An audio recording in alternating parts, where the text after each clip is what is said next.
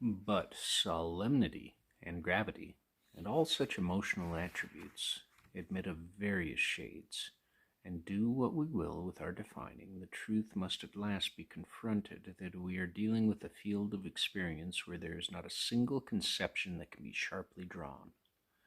The pretension, under such conditions, to be rigorously scientific or exact in our terms would only stamp us as lacking in understanding of our task. Things are more or less divine, states of mind are more or less religious, reactions are more or less total, but the boundaries are always misty, and it is everywhere a question of amount and degree. Nevertheless, at their extreme of development, there can never be any question as to what experiences are religious. The divinity of the object and the solemnity of the reaction are too well marked for doubt.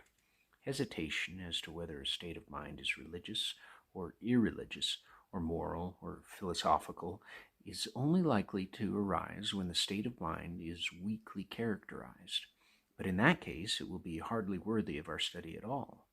With states that can only by courtesy be called religion, we need have nothing to do, our only profitable business being with what nobody can possibly feel tempted to call anything else.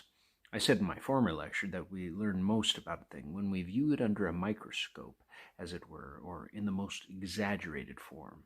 This is as true of religious phenomena as of any other kind of fact. The only cases likely to be profitable enough to repay our attention will therefore be cases where the religious spirit is unmistakable and extreme. Its fainter manifestations we may tranquilly pass by. Here, for example, is the total reaction upon life of Frederick Locker Lampson, whose autobiography entitled Confidences proves him to have been a most amiable man.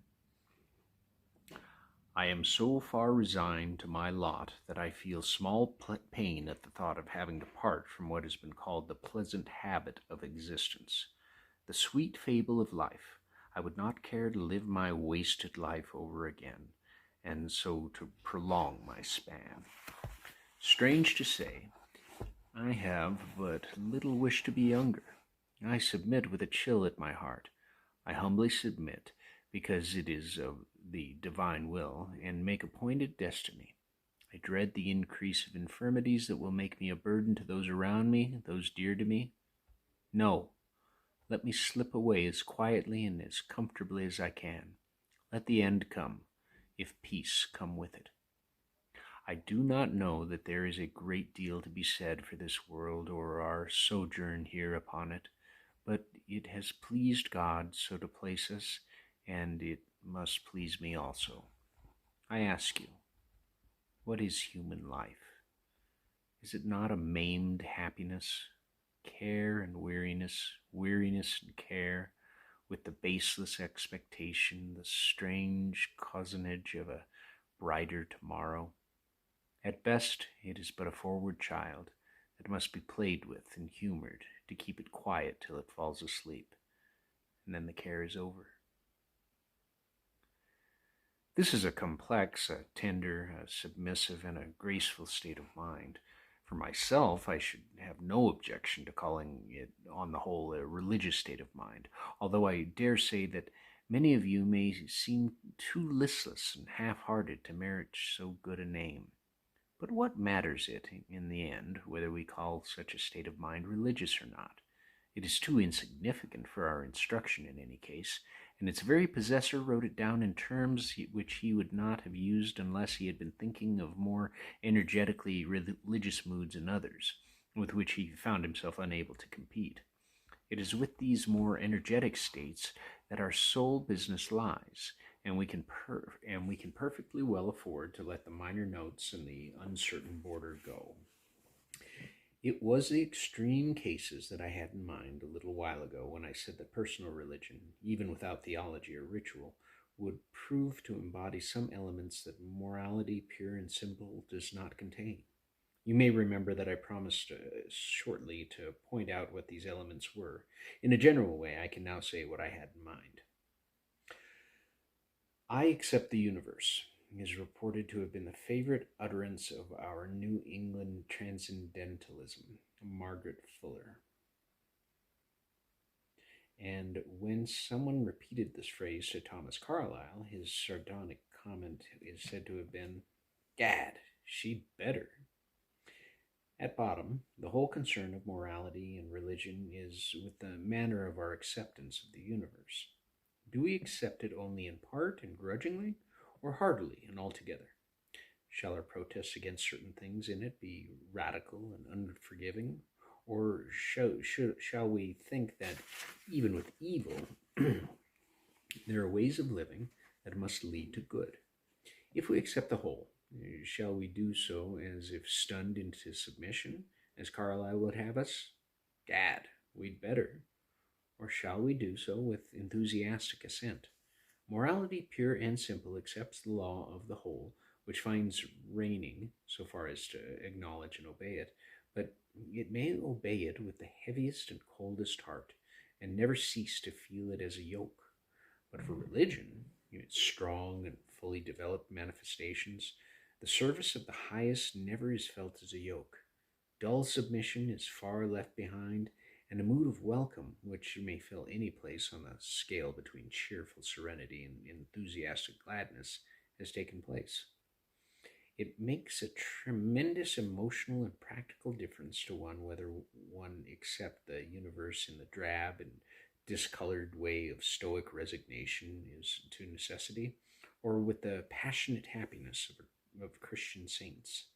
The difference is as great as that between passivity and activity, as that between the defensive and the aggressive mood. Gradual as are the steps by which any individual may grow from one state into the other, many as are the intermediate stages which different individuals represent. Yet when you place the typical extremes beside each other for comparison, you feel that two discontinuous psychological universes confront you, and that in passing from one to the other, a critical point has been overcome. If we compare Stoic with the Christian ejaculations, we see much more than a difference of doctrine. Rather, it is a difference of emotional mood that parts them. When Marcus Aurelius reflects on the internal reason that has ordered things, there is a frosty chill about his words which you rarely find in Jewish and never in Christian piece of religious writing. The universe is accepted by all these writers, but how devoid of passion or exultation the spirit of the Roman emperor is. Compare his fine sentence, "If gods care not for me or my children, here is a reason for it," with Job's cry, "Though he slay me, yet I will trust in him." And you immediately see the difference. The anima mundi, to whose disposal of his own personal destiny the Stoic consents, is there to be respected and submitted to. But the Christian God is there to be loved, and the difference of emotional atmosphere is like that between an Arctic climate and the tropics, though the outcome in the way of accepting actual conditions uncomplainingly may seem in abstract terms to be much the same. "It is man's duty," says Marcus Aurelius, "to comfort himself and wait for the natural dissolution, and not to be vexed, but to find refreshment solely in these thoughts. First, that nothing will happen to me which is not conformable to the nature of the universe, and secondly, that I need to do nothing contrary to the God and deity within me, for there is no man who can compel me to transgress. He is an abscess on the universe, who withdraws and separates himself from the reasons of our common nature through being displeased with the things which happen. For the same nature produces these, and has produced thee also. And so accept everything which happens, even if it seems disagreeable, because it leads to this, the health of the universe and to the prosperity and felicity of Zeus. For he would not have brought on any man who he has brought, if it were not useful for the whole. The integrity of the whole is mutilated if thou cuttest off anything, and thou dost cut off, as far as it is in thy power, when thou art dissatisfied, and in a matter triest to put anything out of the way."